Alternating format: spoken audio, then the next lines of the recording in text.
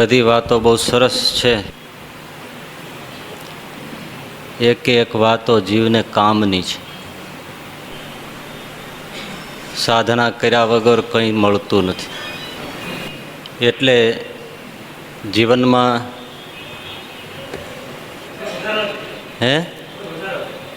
હજી હવે નહીં, પછી ફાટી જાય ભાઈ.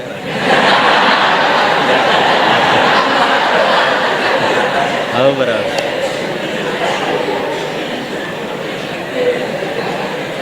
આમાં શું છે, ઓલો ભત્રીજાની સગાઈ થતી નહોતી. પછી એક જગ્યાએ જોવા જવાનું થયું એટલે એને કાકાએ કીધું કે ભત્રીજા ત્યાં જઈએ તો જે પૂછે તો એ થોડું વધારીને વાત કરવી, તો મેળ પડી જશે તારો. પછી હવે ભત્રીજાને ખબર ન પડી કેટલું વધારવું. એમાં સામે ગયા અને કન્યા પક્ષવાળાએ બેસાડ્યા, જમાડ્યા છે, ચા પાણી કરાવ્યા છે. જે પછી પૂછ્યું કે આપણે આમ તો એ મંગલમૂર્તિ સોસાયટીમાં રહ્યો છો, એ મકાન ફ્લેટ એક જ આપણે ને? તો હોય, આપણે ત્યાં રહી છીએ, બીજા 3 ફ્લેટ ભાડે આપ્યા છે અને ચોથા બંગલાનું ચણતર કામ ચાલુ છે. બહુ કહેવાય ભાઈ, અમદાવાદ જેવા માવડું. તો ધંધામાં તો આપણે જે કરિયાણાની દુકાન છે એ જ છે. તો કરિયાણાની દુકાન હોય એ તો છે જ.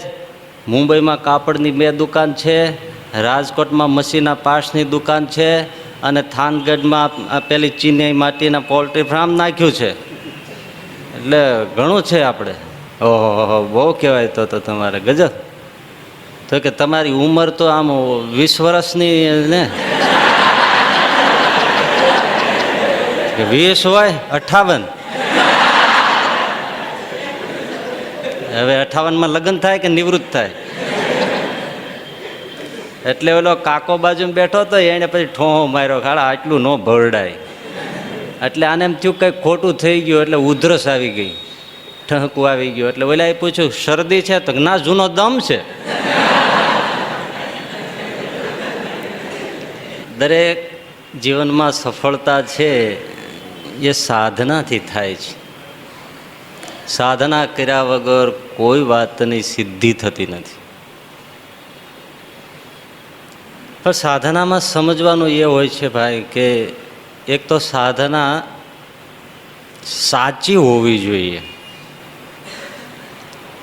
બીજી વાત એ છે કે સાધના સાચી હોય પણ સાચી દિશામાં હોવી જોઈએ. અને ત્રીજી વસ્તુ સાધનામાં એ છે કે પૂરતી શ્રદ્ધા અને દ્રઢતા હોવી જોઈએ, તો સિદ્ધિ થાય. થોડી વારે ભલે દિશા સાચી હોય, સાધના સાચી હોય, પણ થોડી કરીને મૂકી દે તો સિદ્ધિ ન થાય. સાતત્ય જોઈએ, એમાં શ્રદ્ધા જોઈએ, સાધના સાચી જોઈએ. તમે વિદ્યા અભ્યાસ કરો છો તો સાચી રીતે મહેનત કરો તો બરાબર છે. બાકી 8 કલાક 10 કલાક 12 કલાક ચોપડી ભલે વાંચો, ગોખી નાખો, ચાલો, પણ કઈ મેથડથી, સ્ટાઇલથી પૂછાય છે એ તમને ખબર ન હોય તો વાંચેલું તમને ત્યાં નથી પૂછાવાનું. એટલે સાબુ જોઈએ. સાબુ એટલે સામાન્ય બુદ્ધિ.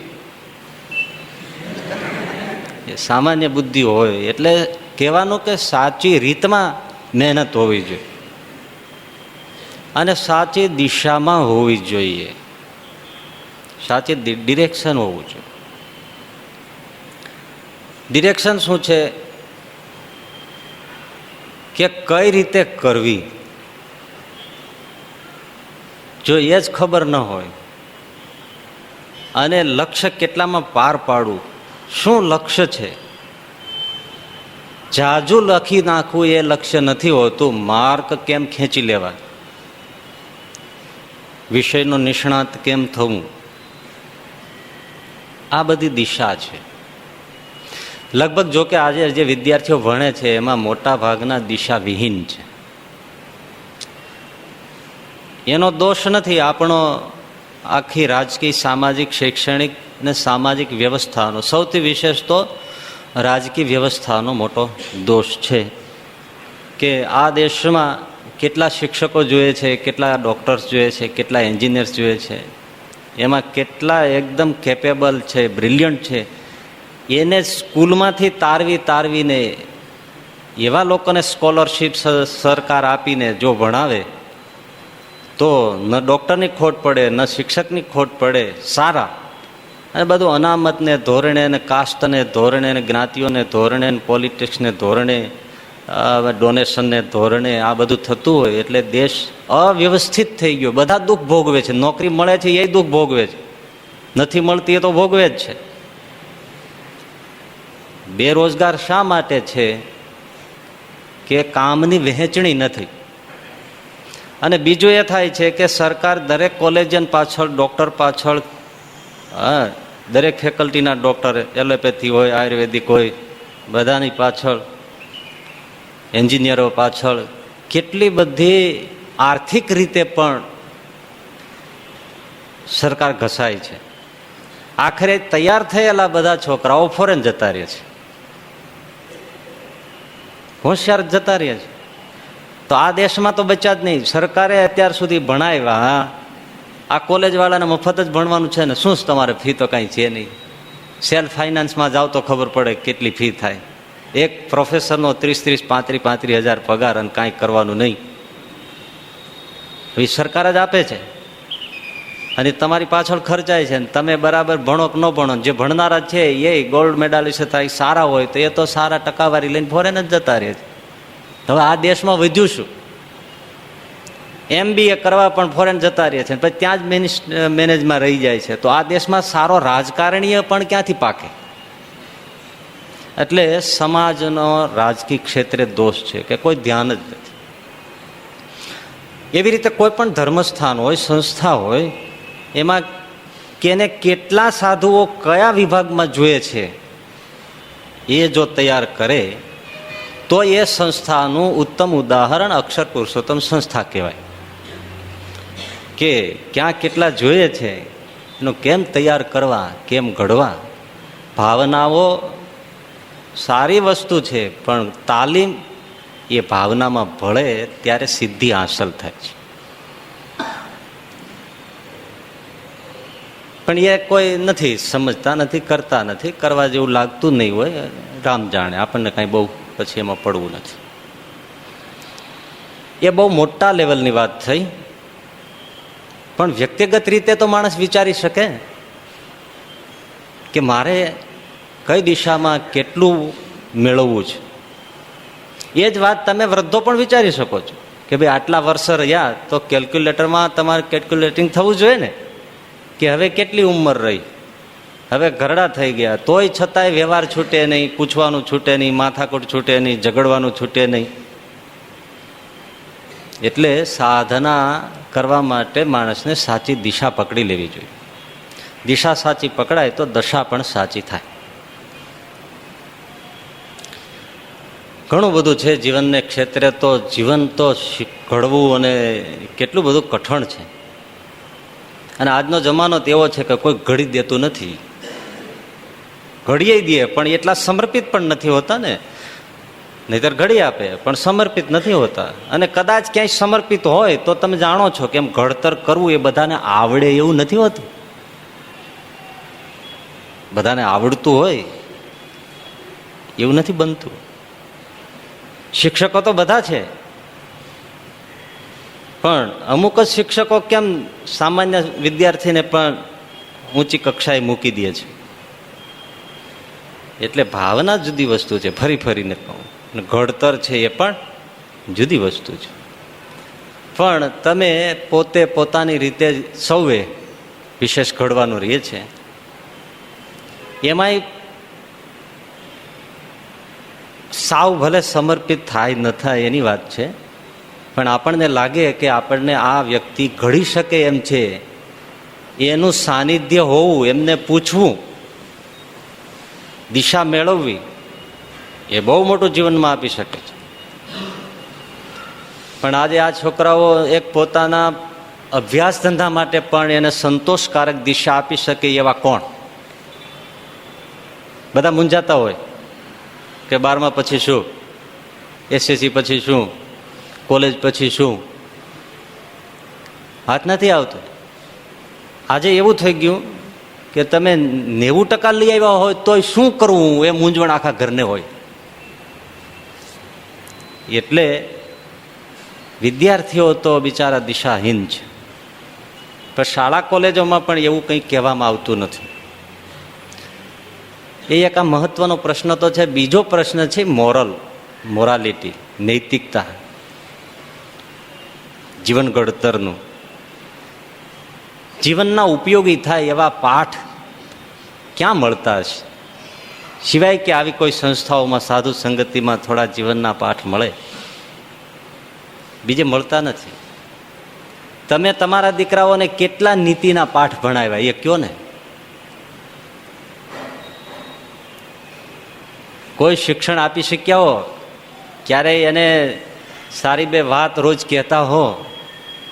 સમય જ નથી, રસ નથી. રસ હોય તો સમય હોય. અને રસ કરતા કહું તમારું જ ઘડતર ન હોય, તમે કેવી રીતે ઘડો? કહું ને, ભાવના ગમે એટલી ઉત્તમ હોય પણ શિક્ષણનો ધર્મ છે એ નથી ને. એટલે માતા પિતા થઈ ગયા એટલે એ માતા પિતા હોય જ. માતા પિતા થવું એ એક ઘટના છે, ભલે ઘટના કયો દુર્ઘટના કયો, પણ વાલી થવું એ તો સાધના છે. વાલી થવું એ સાધના છે. મા બાપ તો થઈ જવાય, શું થાય?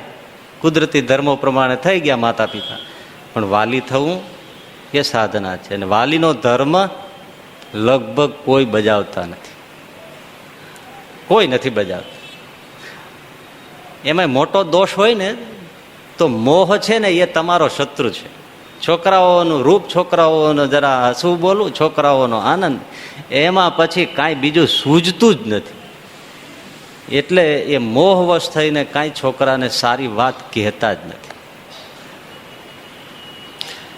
આ ઘેટા બકરા જેમ ઉછરીને મોટા થઈ જાય છે એમ છોકરા મોટા થઈ જાય છે.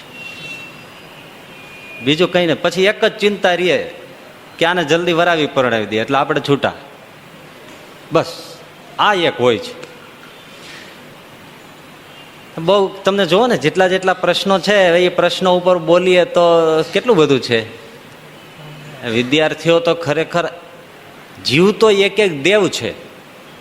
અહીંયા જન્મેલું બાળક જીવ તો એક એક દેવ છે, પણ એ રીતે એને ઘડવામાં આવે તો. અને એ તમે બધા એવું માન્યું છે કે છોકરો સ્કૂલમાં ભણીને ઘડાઈ જશે.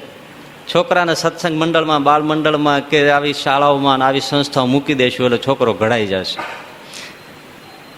ઘડાય કોઈ એવી જગ્યાએ આવે તો એની ના નથી, પણ નાળ સંબંધ તમારો છે. એ જો તમે એને પાયામાંથી, ગળથુથીમાંથી ઘડવાનું ભૂલી ગયા પછી તો ભાઈ હવે પાકે ઘડે કાંઠા, ગમે એટલા ચડાય પાછા હલબલીને ઉખડી જાય. અને સાવ સાચું યાદ રાખવા જેવી વાત કહું, આ તમે તો હવે શું યાદ રાખીને કરો શું? હવે કાંઈ રહ્યું નથી તમારે, તમે તો નિવૃત્ત થઈ ગયા. પણ આ છોકરાઓને યાદ રાખવા જેવું છે. દરેક બાળકને તમારે જે શીખવાડવું હોય તે આજથી ગાંઠ વાળજો. શું શું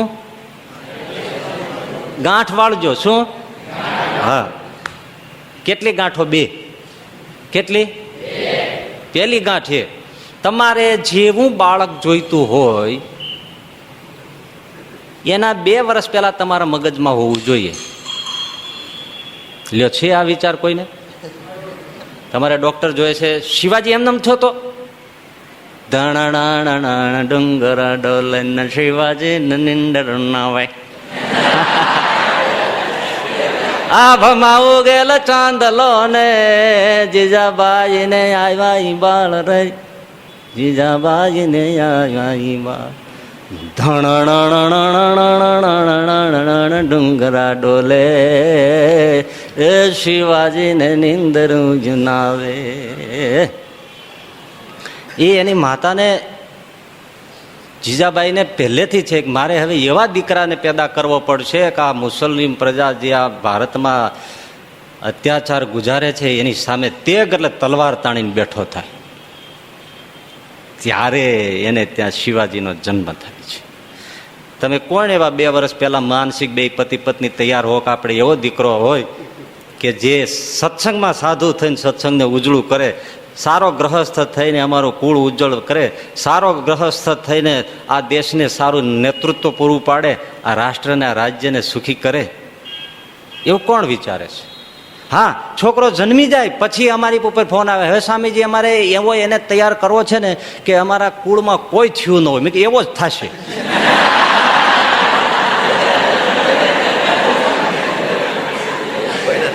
કોઈએ ન કર્યું હોય એવું જ કરશે. જોઈએ રાખો હવે ભાઈ. પછી શું છે?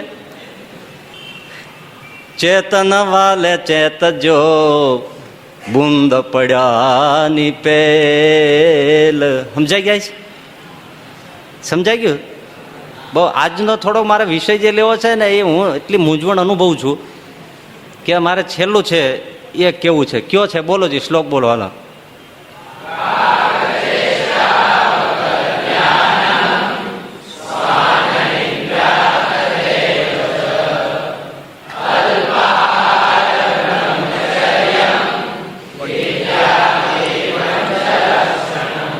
લ્યો, હવે એમાં છેલ્લું ચેપ્ટર છે. કયું?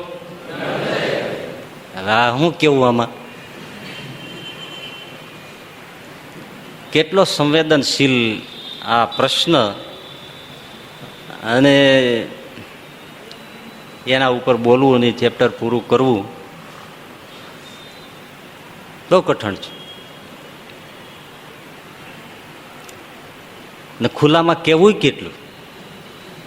અને જીવનનું મોટામાં મોટું ચેપ્ટર હોય તો આ જે આપણે હમણાં વાત કરતા હતા કે ચેતન વાલે ચેત જોઈ, બુંદ પડ્યાની પેલ, પછી વિધાતાને કોઈ દોષ મ દેજો, આ છે બધા એ કરમ નાખે.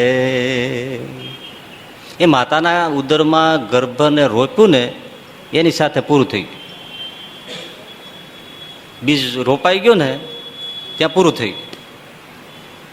પછી કર્મ આવા તેવા એ દોષ દેવાની વાત મૂકી દો. હે શું પૂરું થઈ ગયું? હવે કેટલી સમજણનું ચેપ્ટર છે કહો. પછી છોકરાઓ માટે આખી જિંદગી હૈયું બાળો છો. છોકરાઓ માટે હવે આવા થઈ ગયા તેવા થઈ ગયા. હે છોકરા આવા પાક્યા. પાક્યા નથી, પકાવ્યા છે. કેમ પકાવ્યા છે? એટલે પણ આ છોકરાઓને આજે આપણે વાત કરીએ છીએ, સારું છે જે આ દેશની એટલી પવિત્રતા છે કે આ છોકરાઓ એ વિશે સાંભળવા તો તૈયાર છે. નહીં આજે તો હું સાંભળવું નથી કોઈને. જમાનો કેવો આવી ગયો કે આજે તમે છાપાઓમાં કોઈ જગ્યાએ, કોઈ ધર્મસભાઓમાં કોઈ જગ્યાએ તમે બ્રહ્મચર્યની વાત કરો એટલે આજે લોકો દાંત કાઢે. એ શું વળી હા હા હા હી કરે. કારણ કે આજે સમાજ બહુ ઊંધે રસ્તે દોરવાઈ ગયો. એમાં પેલું તો શું છે કે જેટલા ડોક્ટર્સ થયા ને બધા, એમાં સેક્સોલોજીસ્ટ જે ડોક્ટરો થયા ને એની કોલમો છાપાઓમાં તો આવતી હશે, તો તમે કંઈ નજર કરતા હો રામજણ, મને ખબર નથી. પણ એ અમુક એની કોલમો ઉપર નજર કરવા જેવું નથી. મહેરબાની કરીને બહુ અડવા જેવું નથી. કારણ કે તમને સારી સલાહ આપવાની જગ્યાએ ઊંધી સલાહો આપે છે. એટલે એ લોકોએ જ ભણેલા ગણારે થોડુંક સૌને પોતાનો ધંધો હલાવો છે ને, અને પાછા હવે એના વિષયનું મેડલ લઈને ફરતા હોય. એટલે આપણે જો કાંઈ વાત કરીએ તો કે એમાં ગાંધીજીનો કંઈ કોટ કરો, તમે કોટેશન ટાંકો તો કે ગાંધીજી એક સમાજ સુધારક હતા, દેશભક્ત હતા, એની ના નહીં, પણ એમને આ વિષયમાં એ ડોક્ટર નહોતા એટલે એમનું સત્ય ન મનાય. અને આવી વાત તમે બુદ્ધિશાળી સભામાં કહો એટલે વાત સાચી માને ને કે ગાંધીજીની એના વિશે શું ખબર હોય. ભાઈ ડોક્ટરી વિજ્ઞાન જે આજે મેડિકલ છે, એક સીધી સાદી વાત તમને કહું કે ઘણા એવા રોગ છે. હવે તમને કહું ને કે મને શું મારે કેવું, પણ તો એમાં ઘણા રોગની અંદર તમે જો ડોક્ટરો પથ્યપાલનને કઈ વાત જ નહીં કરે. શું ખાવાનું સાહેબ? આ બધું ખવાય. અને વૈદક ને આયુર્વેદિક ડોક્ટર પાસે, વૈદ પાસે જાઓ એટલે શું કે પેલા પથ્ય પાળો, દવા પછી. ન ખાવાનું છોડી દો, ખાવા જેવું ખાઓ, દવા તો 10% કામ કરશે. અને પેલા લોકો એવું જ કહે, અરે એમાં કઈ એવું ને, શરદી થઈ જાય કે દવા લ્યો ભાઈ, કઈ ખાવાનું તો ગમે તે ખાવ થાય જ છે. મને પથરીનું દર્દ તમે જાણો છો, 2-3 વાર મને થઈ. મેં મારી જીતે પછી મારા આયુર્વેદનો થોડો અભ્યાસ, એટલે મેં વૈદકો ખોલી નાતે બધું કર્યું. બહુ સીધું સાદું એક મેં દવા શોધી કાઢી. તો આજે લગભગ છેલ્લા કેટલા 3 વર્ષ થઈ ગયા. હવે લઈએ છે તો નથી થતી. હવે ડોક્ટરોને પૂછો તો કે ગમે તે લ્યો ને, થવાની હોય તો થાય છે, બિલ્ટ-ઇન પ્રકૃતિ છે. હવે એને એ જ્ઞાન અધૂરું જ છે. ઋષિઓનો જે આયુર્વેદ છે એ બહુ સંપૂર્ણ છે. હા, એમાં આપણો વિકાસ ન થયો એ અધૂરો જ છે. સર્જરી હોય, આ હોય તે હોય, એને આપણે ડેવલપ કર્યો હોય તો આયુર્વેદના રીતે એની સર્જરી થઈ શકે. એની અંદર પણ એવા ઔષધો છે, શસ્ત્રક્રિયા શીખવવાની છે, બધું થઈ શકે. પણ આપણે આપણી વિદ્યાને ડેવલપ ન કરી, એવી દરેક વિદ્યાઓને આપણે ક્યાં કરી જ છે. અને હવે આયુર્વેદ નિંદાતું હોય તો 2-3 વસ્તુઓથી છે. લાંબી ચર્ચા તો શું તમારે યારે બહુ કરવી, પણ એક તો કોઈ ચોખ્ખી ઔષધિ જ વાપરતું નથી.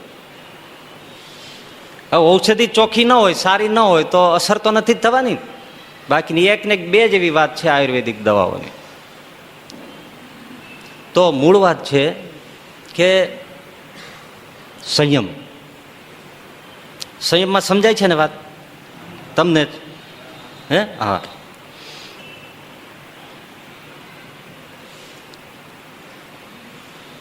છોકરો જુવાન થાય ને એટલે લગભગ આજે તો 14-15 વર્ષના છોકરાઓ બધા યૌવનમાં આવી જાય છે. હું બધું માર્મિક શબ્દો બોલીશ, તમારે સમજી લેવાના. સમજાય છે ને? આમ તો યૌવનમાં આવી જવું એટલે પુખ્ત થઈ જવું. પુખ્ત એટલે પૌરુષાતનમાં આવી જવું. પૌરુષાતનમાં એટલે પ્રજોત્પત્તિ કરવાને સક્ષમ થઈ જાય. લો, આથી વિશેષ તો હું પછી અહીં ન બોલીશું. તો એ અવસ્થા એને કોઈ જ્ઞાન નથી. ત્યારે આ શ્લોકમાં ઋષિ એમ કહે છે, આપણા શાસ્ત્રકાર, કે વિદ્યા ભણનારા વિદ્યાર્થીએ બ્રહ્મચર્યનું પાલન કરવું. એટલે એ વખતે તો 25 વર્ષનો આખો એ પીરિયડ જ મૂકેલો ને. આજે સરિયામપણે બ્રહ્મચર્યનું ખંડન 8-9 ધોરણથી જ થાય છે. કોલેજ પૂરી થાય ત્યાં સુધીના સંયમની તો વાત જ નથી. અને વિદેશની તો ભૂંડી જલાવે, એની તો કોઈ વાત નથી. પણ સારી વાત એ છે, અને આપણા માટે ખરાબ એ છે, વિદેશોની અંદર લોકો જાગ્યા, સરકાર પણ જાગી. બોલો કે ભારતમાં જે સંયમનું શિક્ષણ છે ને એ ઉત્તમ છે. એટલે હવે ત્યાં તમે નહીં માનો, તમે જો વેબસાઇટ, મારે બધું કેમ કેવું, તમે વેબસાઇટ ખોલો તો વેબસાઇટમાં તમને અમેરિકાની, ફ્રાન્સની, બ્રિટનની વેબસાઇટો મળશે કે જેમાં વિદ્યાર્થીઓને, ગ્રહસ્થોને બ્રહ્મચર્યનું શિક્ષણ આપવામાં આવે કે હવે તમે બ્રહ્મચર્ય પાળો. નવી નવાઈની વાત છે ને. અને આપણે અહીંયા તો બસ ખંડનની વાતો છે. અને ત્યાં એ લોકો જાગ્યા કે ના, આ વસ્તુ ઉત્તમ છે, તમે આને જેમ બને એનું પાલન કરો. વિદ્યાર્થીને માટે એક તો પહેલો તમારો ઉપયોગી, બધી વસ્તુ ઉપયોગી છે. હું બહુ એક બાજુથી વિચારું છું ને એક બાજુ કાપું છું, 2 થરું કામ કરવું પડે છે. ભણવું હોય, કોઈ પણ વિદ્યા તમારે હાંસલ કરવી હોય, કોઈ પણ સિદ્ધિ હાંસલ કરવી હોય, તો પહેલી વાત છે કે સ્ત્રી કામના મૂકી દેવી પડે. તમે વિદ્યા જે કાળ કરો છો, વિદ્યાનો કાળ, તો એમાં એ સ્ત્રી વિશે કામના આડી જ આવે. શાસ્ત્રમાં સ્પષ્ટ વિધાન છે, સ્ત્રી જિજ્ઞાસા સર્વ જિજ્ઞાસા પ્રતિબંધીની. જો સ્ત્રીની જિજ્ઞાસા જાગી તો પછી તમે બીજી બધી જિજ્ઞાસા છે ને એ બંધ થઈ જાય. માઇન્ડ પછી એ તરફ જતું રહે. તમે ઘણી જગ્યાએ આ જોયું છે,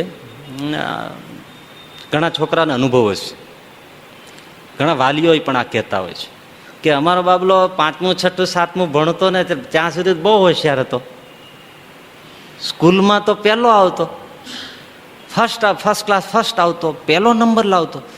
પછી ધીમે ધીમે ગબડવા માંડ્યો, 8મા 9મા 10મા, પછી હવે 12મામાં તો સાવ કેમ કાંઈ આવડતું જ ન હોય એવો થઈ ગયો, પાછલી રેન્કમાં ઢસડાઈ ગયો. એવો ઘણાનો અનુભવ છે. એની પાછળનું આ વિષય કામના છે. મન એનું હવે છે ને પેલી જિજ્ઞાસામાં ગયું ને એટલે આ જિજ્ઞાસામાં એકાગ્ર થઈ જ ન શકે, વિદ્યામાં એકાગ્ર ન થાય. એ હરીફરીને ત્યાં આવ્યું છે. મન એકાગ્ર થઈ જ ન શકે. આખું એનું માઇન્ડ છે એ મહારાજે કહ્યું ને 20 કોષનો પ્રવાહ જુદો જુદો હાલવા માંડે તો પછી એમાં બળ હોતું નથી. એકાગ્ર થવા માટે તો આ છોડો તો જ વિદ્યા હાંસલ થાય.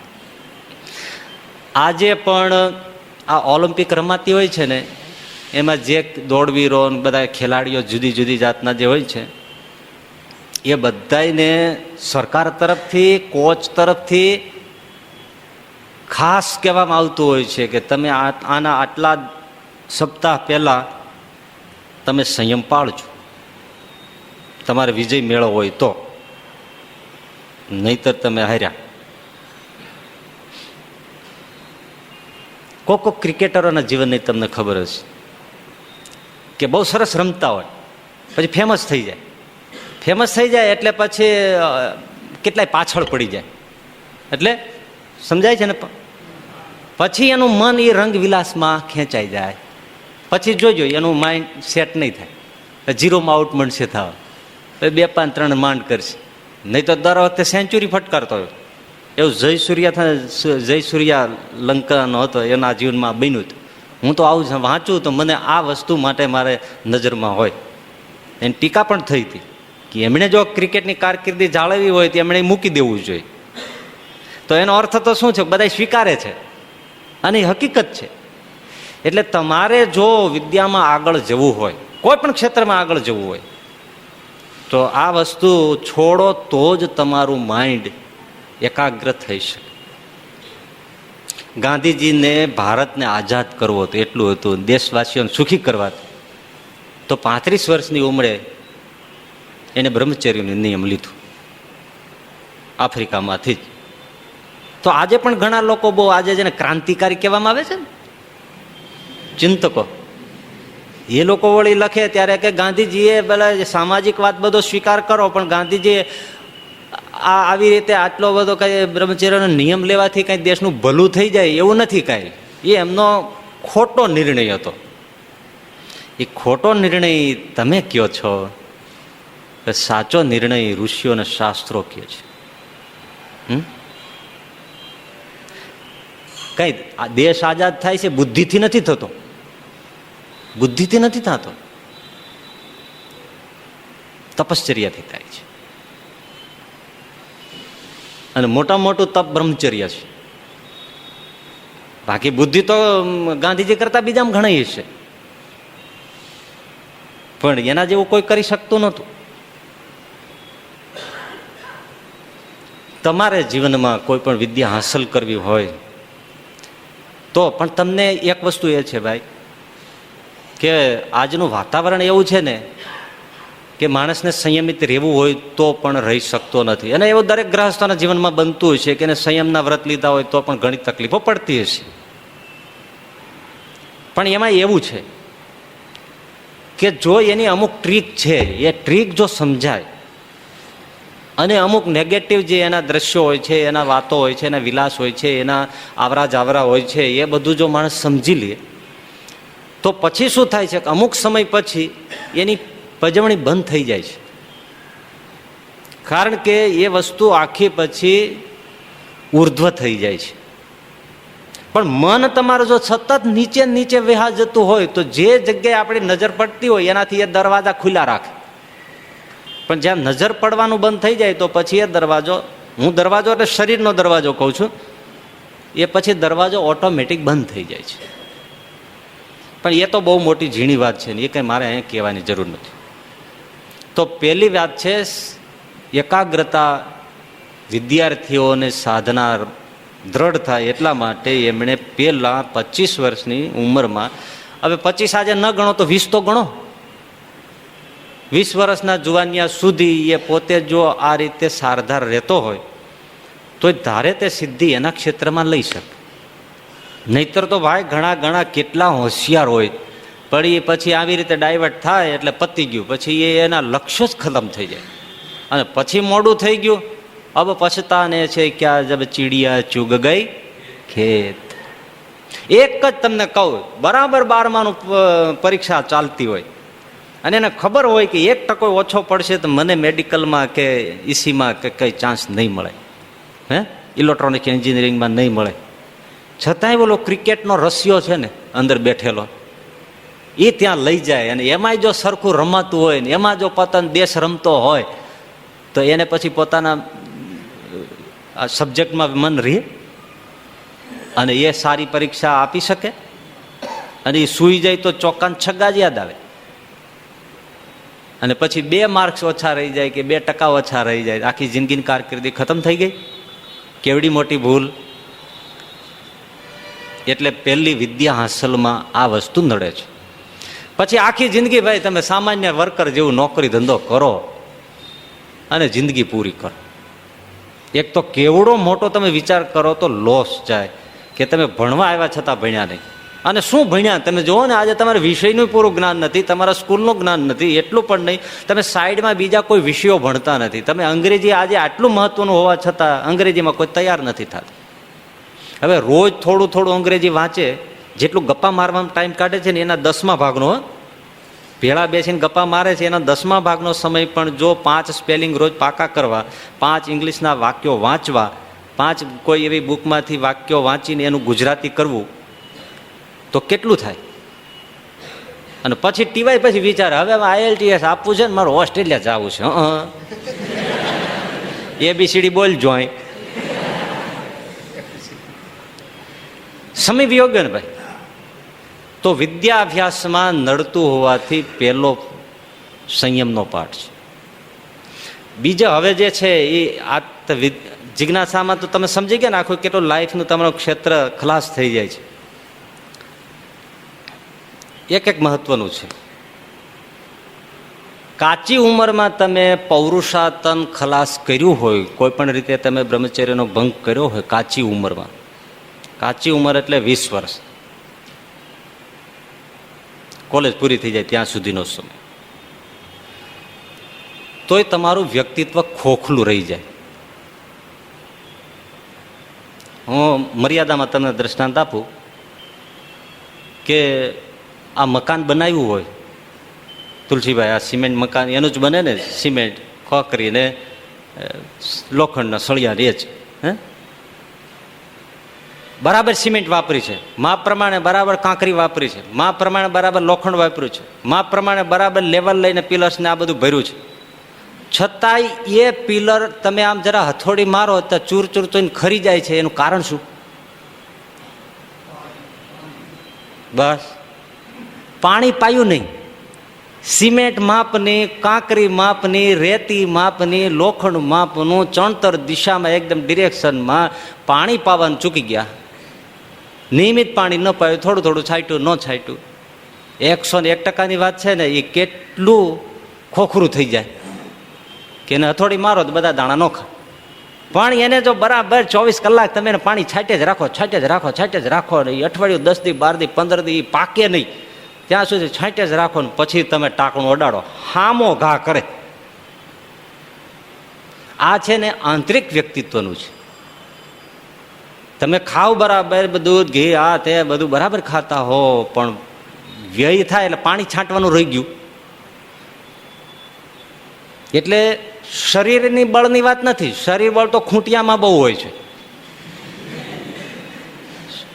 પણ એમાં ખાસ સમજવાનું એ છે કે ગાંધીજી આમ શું કર્યું. જો હવે તમે સમજો કે ગાંધીજીની પાસે જે વિલ પાવર હતો, ગમે તેવું થાય તો હતાશ થવું જ નહીં, એ જે મેન્ટલી પાવર છે એ આજે કેમ નાનો છોકરો હોય તો તરત ચિંતામાં પડી જાય છે, ડિપ્રેસ થઈ જાય છે, ફ્રસ્ટ્રેશન આવી જાય છે, આત્મહત્યાના વિચારો આવે છે, હે ભાઈ પાણી છાંટ્યું નથી, મતલબ કે એને પૌરુષત્વનું રક્ષણ કર્યું નથી. એટલે કોઈ જગ્યાએ નથી એને માર્ગ કરવાનું કાંઈ સૂચતું જ નથી, કારણ કે મગજનું ડેવલપ જ ન થયું. જે વખતે એને કારણ કે 7મી ધાતુ છે પુરુષાતન જે છે એ શુક્ર ધાતુ, એ 7મી ધાતુ છે.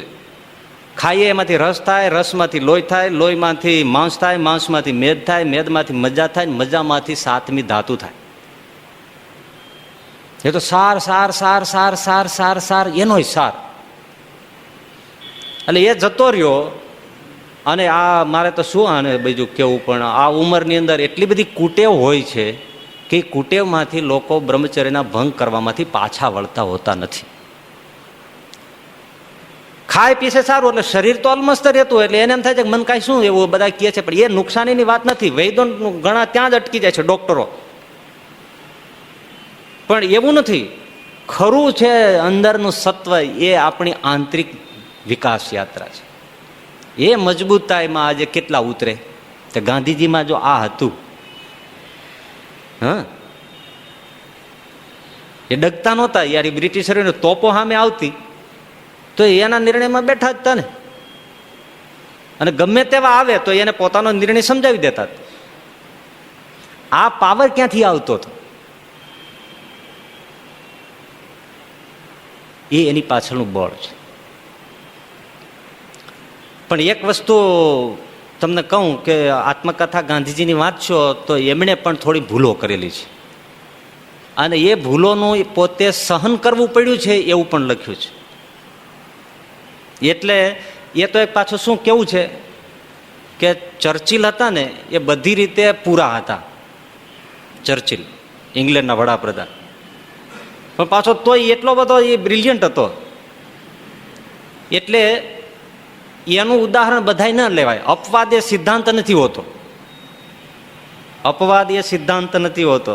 દારાસિંહ હોય એ ધુંબો મારે પાડાને પાડી દે, પણ આપણે પાડા પાસે ન જવાય. એ દારાસિંહ છે, એ અપવાદ છે. એક જણો માથે 10 મણનું વજન લઈ અને એ ગિરનારનો ટોચ ચડી જાય, પણ આપણે ન ચડી શકીએ ને બધા. એ સિદ્ધાંત નથી. એટલે આંતરિક વિકાસ કાચો રહી જાય છે, અને જ્યારે હોય ત્યારે માણસ ભાંગી પડે છે. અને આજનો મોટો પ્રોબ્લેમ છે. કોઈ પ્રોબ્લેમ ફેસ નથી કરતો. તમે જુઓ, એટલે જે કચાશ છે એ કચાશ નાની ઉંમરના શક્તિના વ્યયનો છે. પણ આજના વાતાવરણ એવા છે કે આવા છોકરાઓ અને એમાં એના મિત્રો, સંગીઓ, સાહિત્ય, અખબારો, એવા મેગેઝીનો, એવી ફિલ્મો, તો એ તમારું આખું જીવન તો ત્યાં લગભગ મોટા ભાગનું કાચું રહી જાય છે. હવે એનાથી ગંભીર, એક પછી એક ગંભીર આવે છે. એક વાત હવે તમને સમજવાની બહુ જરૂરી છે. આમ તો શું છે કે આ બધાને એક બાજુ લઈ જઈને કહેવા જેવું છે, પણ હવે એને નથી સમય રહ્યો. પરીક્ષા આવે છે તોય બિચારા આવ્યા છે, અને આપણે આ પૂરું કરવું છે. એક વાત તમે જોઈ લો કે તમે ગ્રહસ્થ થવાના છો કે નથી થવાના? વિદ્યાર્થીઓ મને કહો. હે ના, સાચું સાચું બોલો. હું કે આજે એમ નથી કહેવાનું. તમે કઈ એમ કહો કે અમે સાધુ થઈ જવાનું તો કઈ થવાના નથી, પણ તમે ગ્રહસ્થ થવાના છો કે નહીં? થવાના છો ને? હા. ગ્રહસ્થ માટે લાયકાત તો હોવી જોઈએ ને, હે ભાઈ, કે ન જોઈએ? તો તરત ઢીલા પડી ગયા. જો બહુ મર્યાદામાં હું તમને વાત કરીશ. તમારે શેરડી ખાવી છે, પણ દાંત પડી ગયા છે. વ્યસન કરીને તમે દાંત પડી ગયા છે. ઉંમર જુવાન છે, ઉંમર જવાન છે, પણ એવા વ્યસન કરીને કંઈક દાંત પડી ગયા છે. હવે તમે શેરડી ખાઓ? બસ આજે આ સલાહ તમને જિંદગીમાં ક્યાંય કોઈ દેતું નથી. મોટા ભાગના યુવાનો પરણવાના થાય, ગ્રહસ્થાશ્રમ માંડે ત્યાં પરણવાને યોગ્ય હોતા નથી. પરણી જાય છે, પણ પછી ગ્રહસ્થનો ધર્મ એ બજાવી શકતો નથી. અને એના જેવું કોઈ પીડા હોય તો મને બતાવો ગ્રહસ્થને. આજે કે કાલે જ પેપરમાં હતું કે એક મહિલા હજી લગ્ન થયા 15 દિવસ થયા, પિયર આવીને તરત ત્યાં સળગી ગઈ. રહસ્ય અકબંધ. અકબંધ શું? એ આવા, એટલે સાદા શબ્દોમાં કહી દઉં, નપુંસક થઈ જાય છે. તો હવે એ પુરુષ હોવા છતાં પુરુષ નથી, શું પરણે? આપણે એક ભાઈ અહીંયા આવતા, એ મને ક્યારેક મળતા ને એમાં એકવાર આવીને સીધા રડવા જ માંડ્યા. એટલે મેં કીધું શું થઈ ગયું તમને? તો કે મારી પત્ની અગાસી ઉપર જઈને સળગીને મરી ગઈ, એટલે આવું બધું થઈ ગયું ને આમને તેમને.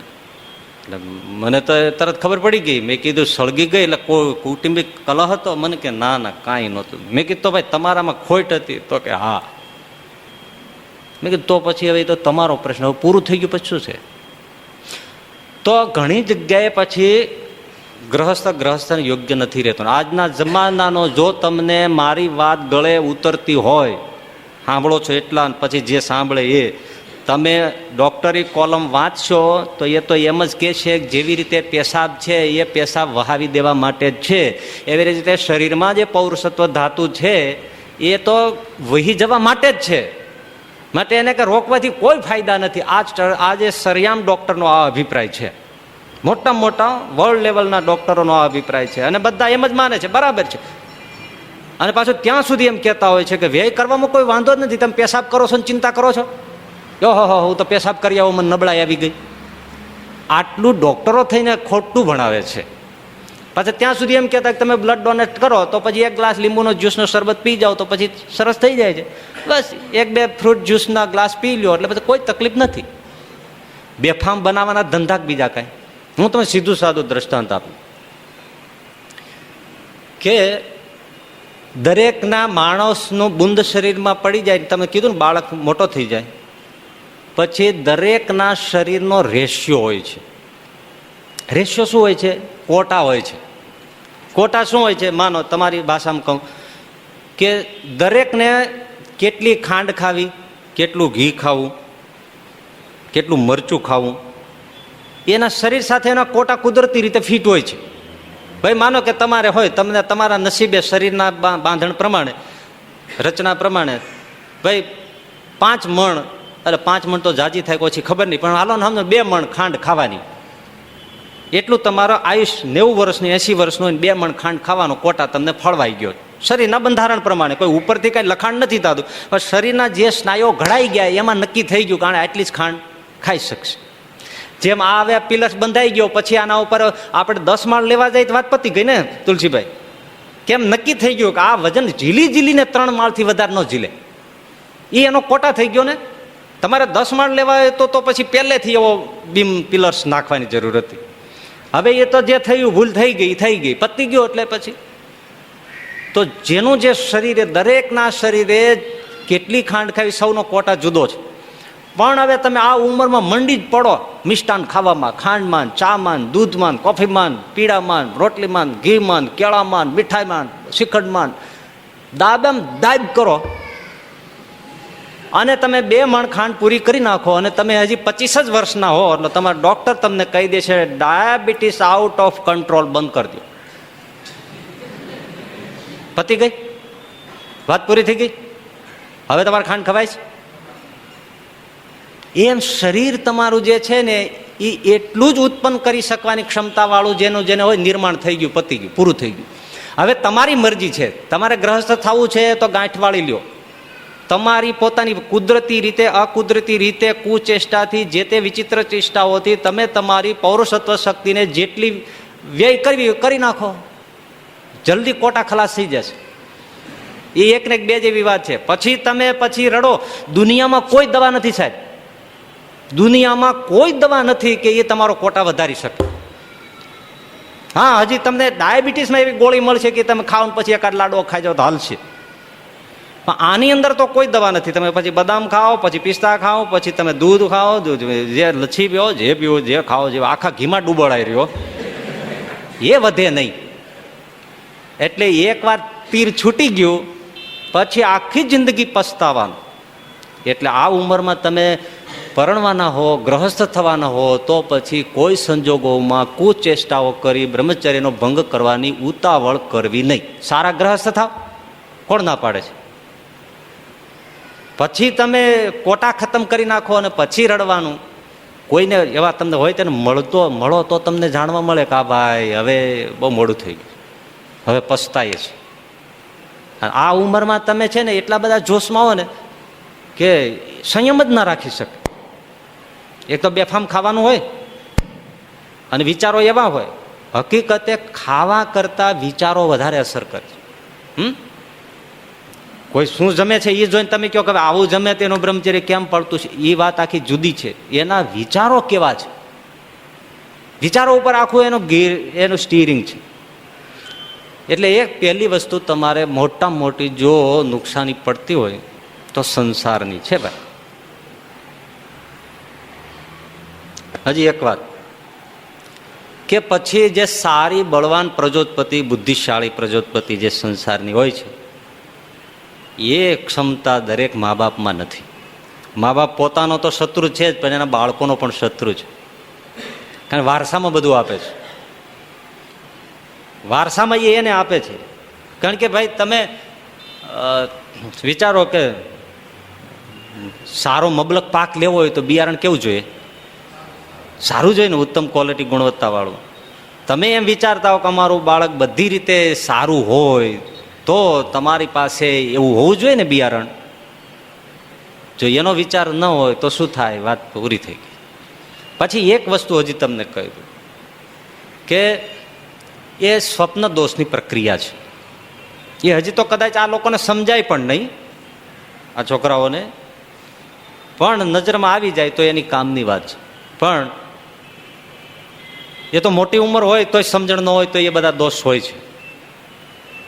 પણ જ્યારે તમારે આ ઉંમરથી કે થોડા વર્ષો પછી જ્યારે આ સ્વપ્ન દોષની પ્રક્રિયા શરૂ થાય, મહિનામાં એકાદ વાર કે મહિનામાં 2 વાર કોઈના માટે એલાવ છે, કારણ કે પુરુષ છે ગમે તેમ, તો એની શક્તિઓ એની સાક્ષી પૂરે છે કે તમે સક્ષમ છો, એટલે એમાં કંઈ ખોટું નથી. પણ જ્યારે એની માત્રાઓ વધવા માંડે એટલે તમે સમજી જાઓ કે આ આઉટ ઓફ ઓર્ડર છે. પછી એની કોઈ દવા નથી, અને પછી લૂંટાવાના ધંધા બધા. બજારમાં દવા આવે છે, નથી આવતું એવું નથી, સમજો, પણ એ બધી ફાયદો કોને થાય છે? દર્દીને નહીં, વેચવાવાળાને. દર્દીને કોઈને ફાયદો થતો નથી, એ બધો ફાયદો દવાવાળાને થાય છે. અને તમને એક બીજી વાત કહી દઉં, આ અમેરિકન બધી સંશોધન લેબોરેટરીઓ છે ને, એ તો ઘણીવાર એવું ઊંટાટિયું કરે છે કે કોઈ પણ રોગ હોય ઘણીવાર તો રોગે પેદા કરે, પાછી દવાઈ પેદા કરે, અને જલ્દી એ દવા વિશ્વની માર્કેટમાં મૂકી દે, અમેરિકામાં ઓછી મૂકે. અને આ બીજી બધા પ્રજા સમજી તો હોય નહીં, કરોડો અબજો રૂપિયાનું વેચાણ થઈ જાય. પછી કે હવે આનાથી નુકસાન થાય છે, પાછી ખેંચી લ્યો. ત્યાં તો એને અબજો રૂપિયા કમાઈ લીધા હોય. એટલે કોઈ પણ દવાઓ પછી નથી. અને છેલ્લે વાત તો જોકે બહુ ચાવીને આ બધું કહેવાની વાત છે. જોકે સૌથી વાત દીકરીઓને સમજાવવાની છે. એવા ખોટા પગલાં લે છે પછી દીકરી ક્યાંયની રહે છે. કેટલી દીકરીઓ કોઈ મુસલમાનની પાછળ વયા જાય છે, પર વિધર્મ ધર્મોમાં વયા જાય છે. એનું કારણ શું છે? મા બાપે ઘરમાં સંસ્કાર જ નથી આપ્યા. કેમ રીતે રહેવું, કેમ મર્યાદામાં રહેવું, કેવી રીતે નજર રાખવી, કેવી રીતે જીવન જાળવવું, માં થઈને દીકરીને કહેતી નથી ને. અને ઉલટાના એના છોકરાઓ અડધા પડધા લુગડા પહેરે ન પહેરે ને આમ ટાબક ટીબક કરીને જાય તો એની દીકરી વધારે આમ સારી છે એવું માવતર માને. અને એક વારની ભૂલ થાય પછી એ દીકરી નથી પોતાના રહેતા, નથી કોઈના રહેતા. આજે ક્રેઝ વધી ગયો ભોગ વિલાસનો, મોજ શોખનો. ઇતિહાસ અને આ શું દુનિયાનું ચિત્ર બદલાતું જાય છે. તમે છોકરાઓ જ્યારે મોટા થશો ને તમારે ઘેરે એ પ્રજા હશે ત્યારે એ પ્રજાના ચારિત્ર્ય બહુ જોયા જેવા નહીં હોય. એમાં આજે જો સમજુ મા બાપ છે ને, એ ઘણા કોઈ પુરુષ હરિભક્તો હોય આપણે મળતા હોય, એ કહેતા હોય, હજી નવા જ હોય, મીન્સ કે 25-30ની આસપાસના, તો કે સ્વામી બધી વાત સાચી, પણ આ છોકરાઓ કરતાં અમને દીકરીઓ થાય ને પછી ચિંતા વધી જાય છે ને કેવી રીતે બધાને સાચવવા. કારણ કે જો કાંઈ બીજું થાય તો અમારા આખા કુટુંબને બરબાદ થવું પડે. પણ પાયામાં શું છે કે પોતાને એટલો વિશ્વાસ નથી કે અમે અમારા દીકરાઓને સંસ્કાર આપીએ. વિદેશની અંદર એ ઘણા એવા કુટુંબો છે, તમે જુઓ તો એની દીકરીઓ ત્યાંય આપણે ભારતમાં ન હોય ને એવા સંસ્કારો લઈને ફરતી હોય. અને જે અહીંયા આપણે સારા હરિભક્તના હોય ને તોય કોઈને એમ ન લાગે કે હરિભક્તના દીકરા દીકરી હશે. એ તો ઘરમાં વાત કરવી જોઈએ ને. એટલે અમે ઘર સભાનો આગ્રહ રાખીએ છીએ કે ભાઈ તમે ઘર સભા કરો તો એમાં પછી એવો ચેપ્ટર હોય ત્યારે દીકરાઓને કહેવાનું હોય ત્યારે માં વયા જાય અને બાપુજી સમજાવે, અને દીકરીનો પ્રશ્ન હોય ત્યારે બાપુજી ભાઈઓ વયા જાય અને માં સમજાવે. પણ એ પાઠશાળા ક્યાં? ઘણીવાર આપણને વિચાર થાય કે આના માટે એવી સ્પેશિયલ, જેમ આ બીજા વિદ્યાલયોમાં બધી જગ્યાએ હવે બીજો અભ્યાસ કરવાનો આવે છે ને, હું નામ નથી બોલતો, અભ્યાસ આપવો જોઈએ આ જાતિતાનો, એની જગ્યાએ આપણને એમ થાય કે એવી પાઠશાળાઓ સત્સંગમાં હોવી જોઈએ કે આજના દીકરા દીકરીઓને આનું સાચું સંયમનું શિક્ષણ આપે, તો ચિંતા વહી જાય લો. પણ એ શિક્ષણ ક્યાંય નથી, અને તમારા ઘરમાં હોવું જોઈએ. છેલ્લે વાત છે તે કલ્યાણની વાત છે. હવે આ છોકરાનું ચેપ્ટર છે એવું નથી, જે મોટા થયા બધા થયા, જેને દીકરાઓ હોય ન હોય એની પછી વાત છે. પણ હવે જે તમારી ઉંમરના બધા 50-50 વર્ષ થઈ ગયા હોય તોય હવે જો એટલી ઉંમરમાં વિશુદ્ધ થવાની પાઠશાળાને માર્ગે ન ચાલે તો પોતાના કલ્યાણમાં ખોટ. એ તો પોતે ગ્રહસ્થ છે તો એને સમજવાનું છે. અને દરેક ધર્મોમાં તો સ્પષ્ટ લખ્યું જ છે.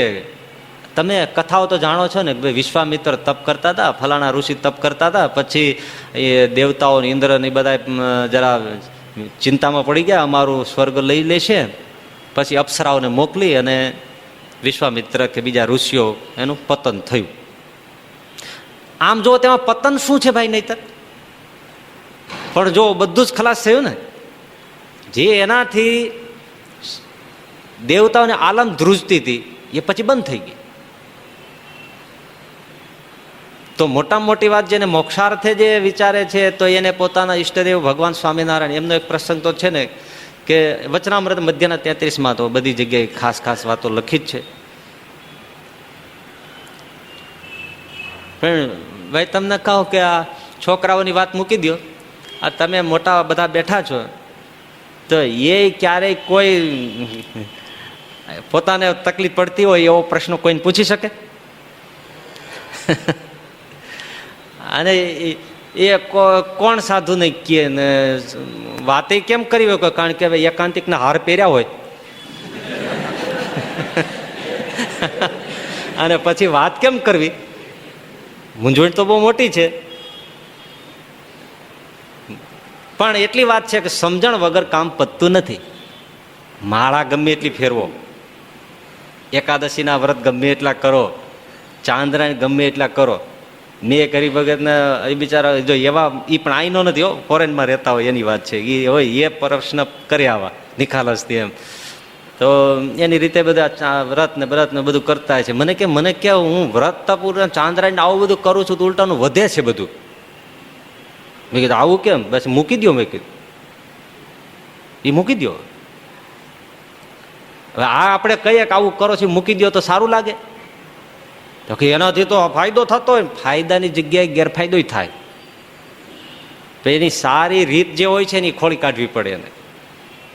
પછી એને વાત થઈ, સમજ્યા, એને બધું છોડી દીધું આવું બધા. કારણ કે આ માર્ગ અજડાઈ જડતાનો નથી. તો તમારી ઉંમરના હોય તો પણ બધાય જેને ત્યાં પહોંચવું હોય ત્યાં પછી હવે એને તો છેક દીકરા દીકરીમાં પોતાના પ્યારા સંતાનોમાં આસક્તિ હોય, પૈસામાં આસક્તિ હોય, અરે જમીન જાયદાદમાં આસક્તિ હોય તોય નડે છે. તો પછી આમાં તો ક્યાંથી? આપણે એવા કેટલાય હરિભક્તો થયા છે આજે પણ છે સત્સંગમાં કે જે એવા ચોખ્ખા વ્રત લઈને બેઠા હોય છે. અને ઘણા વ્રત લેવું જેવું નથી હો. વ્રત ઘણી વાર લેવું ને તો ઘણી વાર એ માઇન્ડ સપ્રેસ થાય. એના કારણે સ્વૈચ્છિક રીતે ચાલ્યું જવું અને સ્વૈચ્છિક રીતે બધામાંથી નિવૃત્ત થઈ જવું એ સારો માર્ગ છે. ઘણી વાર વ્રત લેવાઈ જાય પછી શું થાય કે પછી ધૂંધવાય અને સંયમ થાય નહીં અને પછી વેચાને ગિલ્ટી અનુભવાય. એના કરતાં પોતે એવી રીતે મર્યાદાથી સંયમ લે અને ભજન ભક્તિ સર્જનાત્મક માર્ગે વાળે. જો વિદ્યાર્થીઓ છે ને જેટલું ઊંચું તમે ધ્યેય નક્કી કરી નાખો. હું તમને વાત કરું, ઓહો મગજમાં આવી ગયું. વચ્ચે તમને ખબર હોય તો કભી કભીમાં ગુજરાતમાં સારાભાઈનો લેખ આવતો, હે, અમદાવાદના ઉદ્યોગપતિ સારાભાઈનો, યાદ આવ્યું? એમાં એક જ પ્રસંગ મને ગમ્યો, બહુ સરસ. કે સારાભાઈ 17-18 વર્ષના હતા ને એના પિતાનું અવસાન થયું અને બધો જ બિઝનેસ સંભાળવાનો પ્રસંગ આવ્યો. જોજો ધ્યાનથી કે સર્જનાત્મકતા શું કહેવાય છે. આજે કોઈ વિદ્યાર્થીઓ પાસે કે મોટાભાગના વ્યક્તિઓ પાસે સર્જનાત્મકતા નથી. સર્જનાત્મકતા શું એટલે કાંઈક કરી બતાવવું છે, કાંઈ એની પાસે એવું કામ હોય કે એ કામમાં ડૂબી જાય, એ સર્જનાત્મકતા છે નહીં. દિવસ કાઢવા માટે, પૈસા મેળવવા માટે, ટાઈમ પાસ કરવા માટે 2 કાવડિયા જોઈએ છે એટલા માટે 24 કલાક ખર્ચી નાખે છે. સર્જનાત્મકતા નથી. સર્જનાત્મકતા એ છે કે કોઈએ ન કર્યું હોય એવું મારે કંઈક નવું અદ્ભુત કરવું છે, નવું જ કરવું છે, કંઈક સારું જ કરવું છે, ભલે જૂનું હોય પણ એમાંથી નહીં, મારે કંઈક સારું કરવું છે. તો એને બિઝનેસ એના હાથમાં આવ્યો. પિતાનું અવસાન થયું સારાભાઈને. તો હવે આ બિઝનેસ આલો કરોડોની પ્રોપર્ટી. 17-18 વર્ષનો છોકરો શું કહેવાય, પણ સમજી ગયો કે જો હું આમાં ધ્યાન નહીં આપું તો આ બરબાદ થઈ જશે. મિલકત તો બરબાદ થશે, અમારો પરિવાર બધો બરબાદ થઈ જશે. અને એમાં એને ધ્યાન આપી દીધું એના બિઝનેસમાં, મિલોમાં, આના તેના ઉદ્યોગોમાં. એટલા બધા એને ડેવલપ કરવામાં સર્જનાત્મક રીતે ડૂબી ગયા કે એક વખત એક યુવતી સાથે એનો પરિચય થયો કોઈ જગ્યાએ, અને પછી ત્યારે થોડી ઘણી વાતચીત થઈ. કીધું છે કે અમને મળો એટલા માટે, સગાઈ માટે, કે યોગ્ય લાગે તો જોઈજો. તો સારાભાઈએ પેલી છોકરીને એમ કીધું કે વિચારીએ, હું તમને કહું છું કે તમારો શો વિચાર છે, પછી વિચારજો, અથવા આમ છે જોશું, સારું છે, હું વિચારીને કહું છું, હું વિચારીને કહું છું. આ કોઈ છોકરા પરણવાનું ભૂલી જાય? ભૂલે કોઈ? સારાભાઈ પરણવાનું ભૂલી ગયા. બોલો, 5 વર્ષ આમને વયા ગયા. ઓલી છોકરી આ રાહ જોવે કે એમણે કીધું હું તને વિચારીને કહું છું, તો હજી સુધી જાણ કેમ નથી કરતા? અને ઉદ્યોગપતિને પરણવાનું કોને ન હોય? અને પાછા એવા ફૂટડાય હતા, બધી રીતે ગુણ, વેલ સેટ અને એક જાજરમાન વ્યક્તિત્વ. એટલે પેલીને એમ હતું કે હું આમની સાથે પરણું તો મને સારા પતિ તરીકે સુખ છે, એક સારું સંસ્કારી કુટુંબ છે. પહેલાં તો શ્રીમંતો શ્રેષ્ઠીઓ હતા, પણ એટલા જ પૈસાદાર ને એટલા જ પાછા ગર્ભ સંસ્કારના શ્રીમંત, સંસ્કારના શ્રીમંત, એમ એવું મોટું વ્યક્તિત્વ હતા પહેલાના મહાજનો. ખબર છે ને, કંઈક પ્રસંગ છે કે જુનાગઢ બાજુ કે પેઢી ચાલતી હતી, પેલી હુંડી લખવાની પ્રથા હતી ને, એક પેઢી ડૂબી ગઈ. સોમચંદ શેઠ કરીને કોઈ મોટા નગરપતિ હતા, એટલે ઓલાને 1 લાખ રૂપિયા, કોઈને એ જમાનામાં લાખ રૂપિયા ચૂકવવાના હતા, અને આની પાસે પેઢી બેસી ગઈ હતી. પછી એ કાગળ લખવા બેઠા સોમચંદ શેઠ ઉપર, સોમા સવા શેઠ હતા કોઈ, લ્યો ને નામ યાદ આવી ગયું. તો એને ખાલી સંબોધન બાંધ્યું, આગળ લખી ન શક્યા. તો આંખમાં આંસુ આવી ગયા. કેવા દિવસોના જ મારે કોને કહેવાનું, એમ આંખમાં આંસુ આવી ગયા. આંસુ એટલે કાગળ ઉપર પડી ગયું.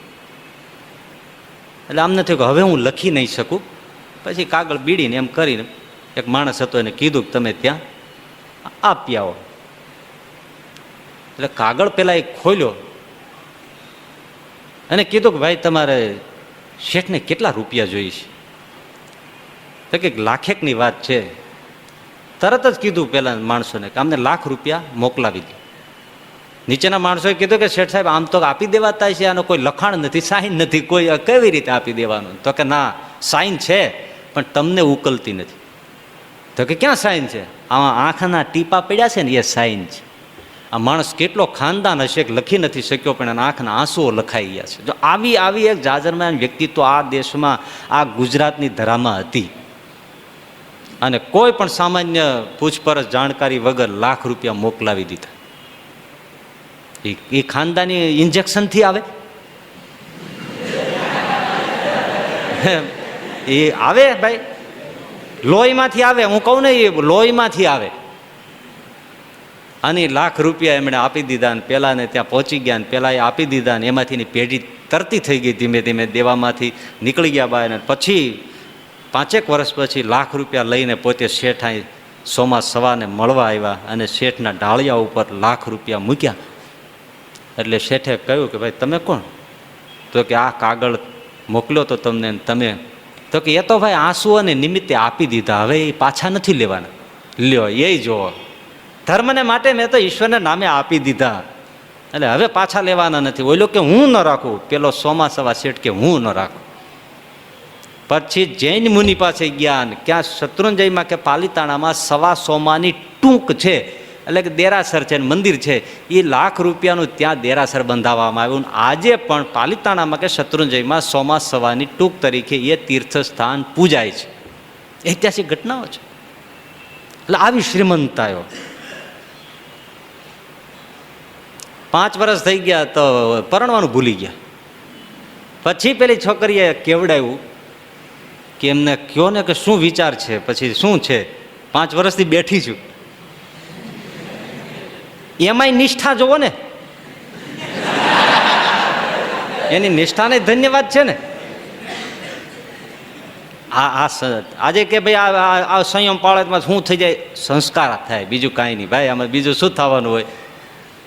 આ તો મોટા મોટા બહુ વિવેચકો ચિંતકો તો પછી ઉલટાના વખાણ કરે છે કે જેટલી પ્રજા વધારે ભોગવિલાસી એટલી દૂર દૂર સીમાડાઓ સર કરે છે. આજે લખનારા લખે છે બહાદુર પ્રજા કરવી હોય તો મન મુક્તપણે થોડો વિહાર કરો એટલે બહાદુર બનશો. હા, જોડા ખાવામાં.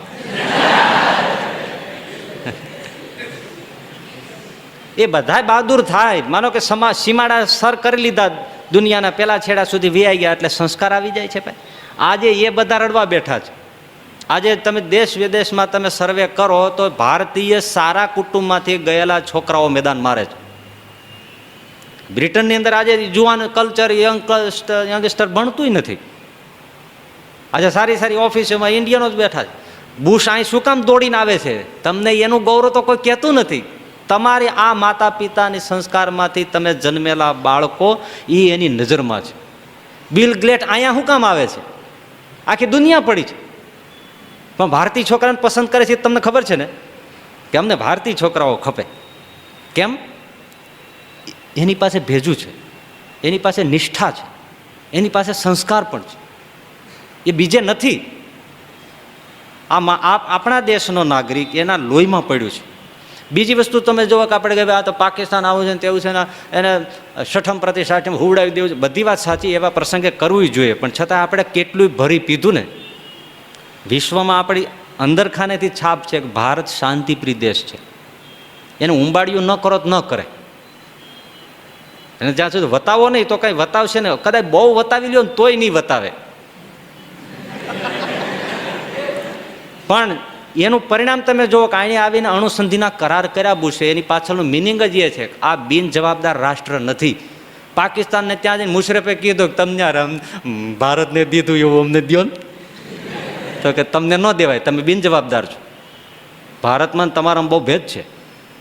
ભારતની સાથે સંધિ અણુ કરાર સંધિ કરાય, તમારી સાથે ન કરાય. તમારે તો કોના હાથમાં એ વયું જાય ને હું ભફાકા કરે એ તો પછી તમારે સહન કરવું પડે ને અમારે સહન કરવું પડે. ભારતને તમે બધાને ખબર છે કે આની પાસે બધી તાકાત પડી હોય, પણ આ દેશમાં ક્યારેય લશ્કરી બળવો ન થાય. સંસ્કાર તમે જો અમુક હદ સુધી, પણ છતાં હવે આપણે ચૂકતા જઈએ છીએ એટલે વિધાનસભામાં કેવું થાય છે.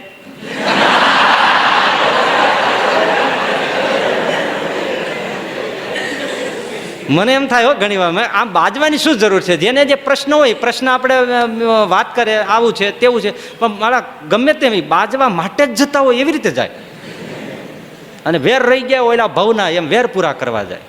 આવું તો ભાઈ કોઈ કુટુંબ, હવે જેના વડીલો આવા હોય એ દેશની પ્રજામાં પછી શું થાય? અને ગાળો બોલવાની આવું બોલવાની, ઘરમાં ન બોલતા હોય ત્યાં જઈને બોલે. સારા ભાઈ પરણવાનું ભૂલી ગયા, 5 વર્ષે કેવડાવ્યું ત્યારે એને લાઈટ થઈ. હા, હું એમને ત્યાં મળેલો ને મેં એમને કીધેલું કે હું તમને પછી જણાવું છું. હા હા હા કહી દો કે હું એગ્રી છું. લ્યો, પછી એના લગ્ન થયા. આને સર્જનાત્મકતા કહેવાય.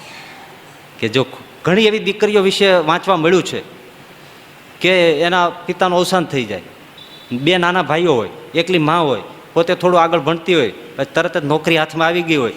એ નોકરી ઘર સાચવવું, ભાઈઓને ભણાવવા, એને તૈયાર કરવા, રસોડું કરવું, માની સેવા કરવી, એટલા કામમાં ઓતપ્રોત થઈ જાય કે મેરેજનો વિચાર જ ભૂલી જાય. યાદી દે ત્યારે ખબર પડે કે હવે દીકરી તમે બહુ મોટા થયા છો તો તમારે સગાઈ કરશું ને, ત્યારે એને થાય કે આ તમારી ઈચ્છા હોય તો વિચારો, નહીતર મને ભાઈઓ બરા સેટ થઈ જાય પછીની વાત છે. આને સર્જનાત્મક કહેવાય. હવે તમે વિચારો, તમારી પાસે એવું એમ હોય કે તમને રાતના ઉઠીને પણ એવા જ વિચાર આવે કે એકવાર આ વસ્તુ કરી બતાવવી છે, એવું કેટલા પાસે હોય? નથી. તમને ફાવતો વિષય હોય એમાં તમે સર્જનાત્મકતા લઈ લ્યો અને તમે એમાં ડૂબો.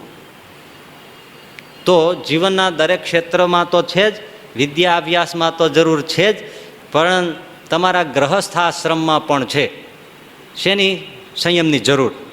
જો એ વિચાર હોય તો તમે બહુ મોટું સુખ પામશો, નહીતર પછી તો એનો કોઈ ઈલાજ નથી. હવે એક વાત તમને કહ્યું કે આપણે ઉપવાસ કરીએ, ઉપવાસ તો એનાથી ભૂખ વધે કે મરી જાય? બીજે દિવસે ચોખ્ખી ભૂખ થાય ને, જઠ્ઠર તાકાતવાળી થાય ને, અને અંદર પડેલો મળ છે એ દૂર થાય કે નહીં? જઠ્ઠરનો, આંતરડાનો મળ. આપણે પાળ્યું શું? જઠ્ઠરનું બ્રહ્મચર્ય પાળ્યું. જઠ્ઠરને એનો ખોરાક ન દીધો તો શરીર સ્વસ્થ થયું, જઠ્ઠર સ્વસ્થ થઈ, મળ દૂર થયા. એમ ગ્રહસ્થ હો તો પણ એના ઉપવાસ હોય છે. અને એ સંસ્કાર પડે એટલા માટે જ આપણે ત્યાં આવ્યું. ભાઈ એકાદશી હોય, જન્મદિવસ હોય, માતાનો દિવસ હોય, પિતાનો દિવસ હોય, શ્રાદ્ધનો દિવસ હોય, પૂજનનો દિવસ હોય, તો એ દિવસો એ મહારાજ મધ્યના 8મામાં પણ બતાવે છે કે દરેક ઇન્દ્રિયોનો સંયમ રાખવો. અમાસ હોય, પૂનમ હોય, નવમી હોય, તો આ બધા દિવસોએ. હવે આજની તો તમને હજી મને યાદ આવે છે, મને ન થાય એમ ન કહું, પણ એમ થાય કે ન કહે કોણ. આજે દુનિયામાં રજસ્વાલાના ધર્મો ન પાળવાનું જ શીખવવામાં આવે છે. ઉલટાનું જો મને સંકોચ થાય છે, પણ હું તમને કહી દઉં એટલા માટે કે આ છોકરાઓને જો કામ આવી જાય ને તો આપણી ભવિષ્યની પેઢી સારી થાય. આ એક આશય કોઈક 5 જણાને જો થાય તો એમાંથી હવે 5 જણા હારા નીકળે જે વિધાનસભામાં બાજે નહીં, સંસદમાં બાજે નહીં. આજનું જે મેં કીધું ને, ડૉક્ટરો કેટલું ઊંધું શીખવાડે છે કે રજસ્વાલા પાળવાની તો નથી, પણ એ વખતે સ્ત્રીનો સ્પર્શ વર્જ્ય છે એવું નથી. આજે ઉલટાનું એ બધું જૂનવાણી હતું. સ્ત્રીઓ રસોઈ બસોઈ કરે એ વાત નથી કહેતો, પણ ઉલટાનું ખાસ ડૉક્ટરો મહિલાઓ રજસ્વલા હોય એ પીરિયડને સેફ પીરિયડ તરીકે સલાહ આપે છે કે તમને સંતાન પેદા નહીં થાય. હવે જ્યાં વર્જ્ય છે અડવાનું, ત્યાં તમને એ દિવસો પણ ભોગના બતાવે છે. ત્યારે ઋષિઓ અને આયુર્વેદ શાસ્ત્ર ચોખ્ખામાં ચોખ્ખું કહે છે કે એનાથી ભલે તમને પ્રજોત્પત્તિ નહીં થતી હોય, પણ તમને જાત જાતના રોગ ગરી જાય છે. એટલે એ એક ગાંઠવાળી વાંચવામાં આવે ને તો પણ કોઈ દિવસ રજસ્વલાના ધર્મો તો પાળવા જ જોઈએ. સ્ત્રીનો સ્પર્શ રજસ્વલાઓ એનો ન કરવો જોઈએ, અને એ દિવસોનો ઉપયોગ પણ સંસારમાં ન કરવો જોઈએ. ભલે ડૉક્ટરો કહે, વિજ્ઞાન કહે તોય, કારણ કે વિજ્ઞાન છે ને છીછરું છે. અને આયુર્વેદ ને ઋષિશાસ્ત્ર છે એ છેક ચિત્ત અને આત્મા સુધી પહોંચીને વાત કરે છે. એટલે જ આપણે લસણ ડુંગળી સમજાતી નથી ને, કે લસણ ડુંગળી ખાવી એ તો બધી સારી છે, ધર્મ ખોટી ના પાડે છે, પણ ધર્મ છેક ચિત્ત અને આત્મા સુધી જઈને પ્રવેશ કરીને વાત કહે છે કે લસણ ડુંગળી ત્યાં હાનિ કરતા છે. શરીરને ફાયદો આપતું હોય, પણ ચિત્તને, અંતઃકરણને, મેડિટેશનને, અધ્યાત્મને, આત્માને નુકસાન કરે છે. હવે આવું તો વિજ્ઞાન મરી જાય તો દેખાવાનું નથી. એટલે એ લોકોને એમ લાગે છે કે આમાં લસણ ડુંગળી શું કામ મૂકી દેવા જોઈએ. એવું ને એવું આ બધી બાબતોમાં છે કે રજસ્વલા શું કામ પાળવું જોઈએ, એના એટલા વર્જ્ય શું કામ ગણવા જોઈએ, પણ એને કોઈ દી સમજાવવાનું નથી. આપણના ઋષિઓના, આપણા આયુર્વેદના, હવે આજે તો થોડો રામદેવ બાબા ભલે પેલી રીતે થયા, પણ આયુર્વેદનું જે પ્રસ્થાપન કરવું, પ્રવર્તન કરે છે, એ તો બે મિસાલ છે.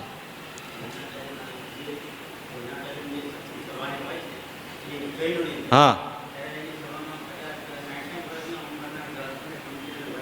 હા, એ તો લેવડાવે છે. જૈનોની અંદર તો ખાસ બધા એક આખી પ્રણાલી છે.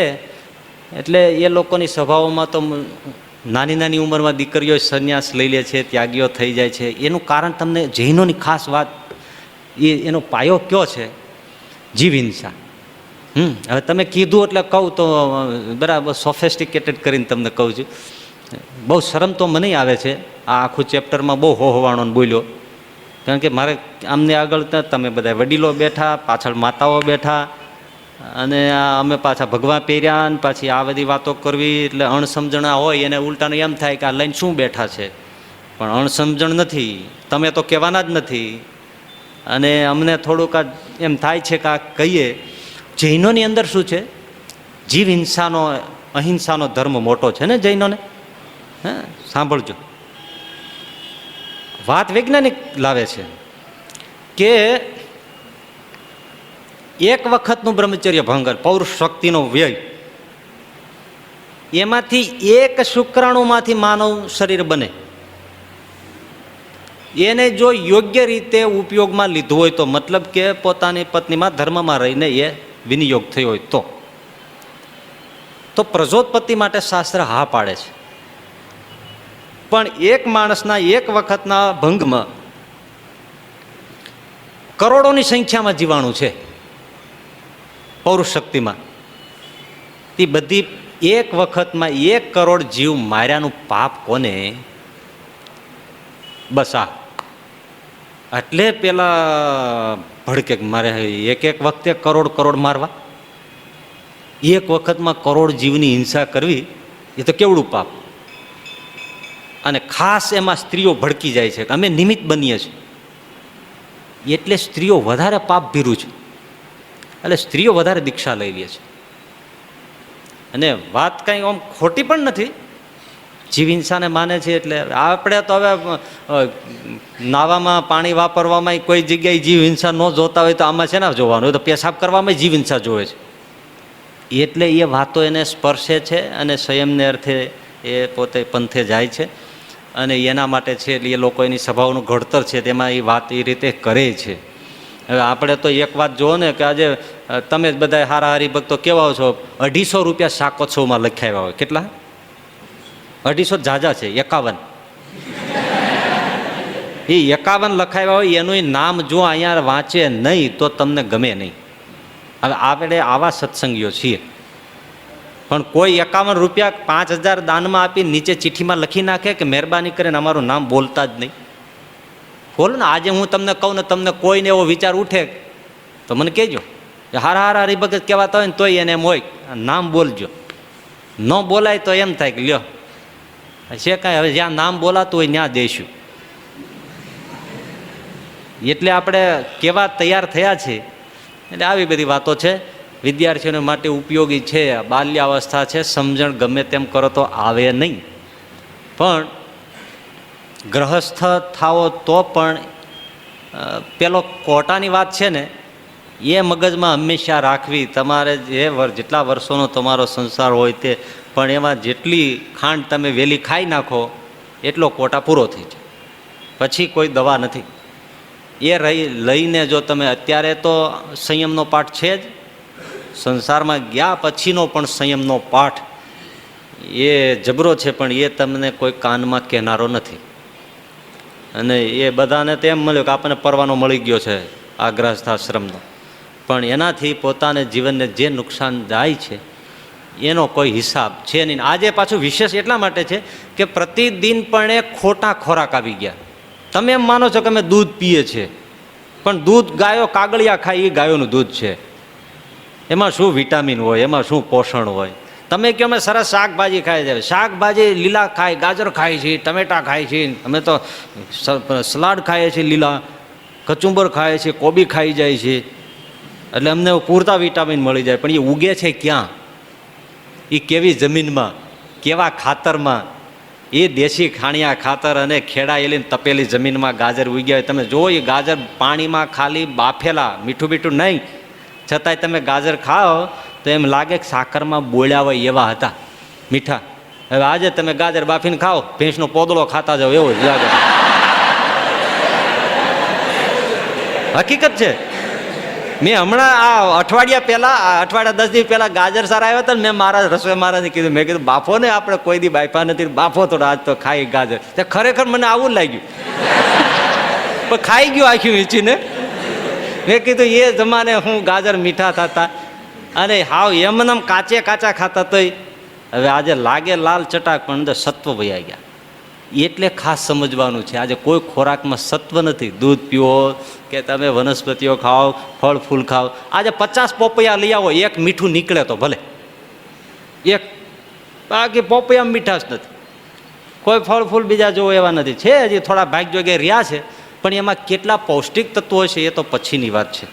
તો એટલું જિંદગીભર ગાંઠ વાળી લેજો, સારા દીકરાઓ માટે, સારા સંસાર માટે, સારી બ્રિલિયન્ટ તમારી ઇન્ટેલેક્ટ માટે અને સારી જીવન ક્ષેત્રની અંદર પ્રગતિ માટે અને જીવનમાં આવતા પ્રશ્નોને તમે સહન કરી જાઓ એવી બધી ફાયદાકારક માટે તમે અમુક બાબતો છે એ જાણી રાખજો અને મગજમાં ધારી રાખજો. એટલે હવે એક જ શ્લોક ફરીથી એકવાર આખો બોલી જાઓ, પૂરું થઈ જાય. ચાલો.